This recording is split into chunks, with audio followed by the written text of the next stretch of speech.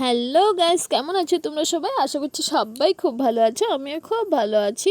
দেখো, আমি আজকে অনেক সকাল সকাল ঘুম থেকে উঠে গেলাম, কারণ আজকে আমি আমার বাপের বাড়িতে যাব। তাই তো দেখো, এখন কটা বাজে? ভোর 4:10 বাজে।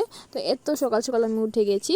আমি আমার কাপড়, তারপর জুতো, মেয়ের ওষুধ সব রাত্রেই রেডি করে রেখে দিয়েছিলাম, কারণ অনেক সকাল সকাল যেতে হবে, তো তাই আর কি। দেখো, আমরা রেডি হয়ে ঘর থেকে বেরিয়ে পড়েছি। দেখো, আমার মামামও তোমাদেরকে হাই বলছে। তো আমার হাজবেন্ড গেছে আর কি টুকটুকি আনার জন্য, তাই আমরা টুকটুকির জন্য ওয়েট করছি। টুকটুকি আসলে চলে যাব।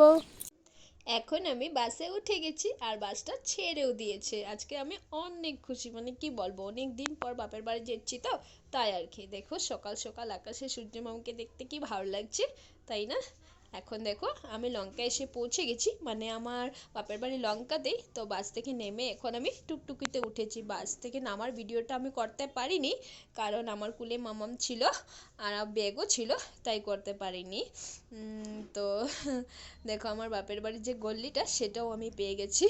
খুব খুশি, মানে কি বলবো।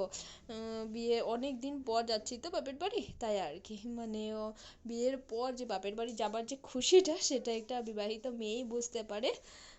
কি বলবো বলো, সেটা বলে বোঝানো কাউকে যায় না। দেখো, এখন আমি আমার ঘরে এসে পৌঁছেও গেছি। আমার ঘর মানে বুঝতে পারছো তো, যে ঘরটাকে আমি বলতে পারি যে এটা আমার ঘর। তো তোমরা ঘর থেকে অবশ্যই বুঝতে পারছো যে আমার বাপের বাড়ি অনেকটাই গরিব। তো কি বলবো বলো, তোমরা দেখেই বুঝতে পারছো, মানে অনেক অনেক অনেকই গরিব, মানে কি বলবো। তো তোমরা দেখো, গরিব হলেও ঘরটা তোমাদের ভালো লেগেছে কি না, গোছানো গাছানো আছে কি না। আমরা তো চেষ্টা করি সুন্দর করে রাখার। তো তোমাদের কেমন লাগলো তোমরা বলো, আমাকে জানিও কমেন্টে।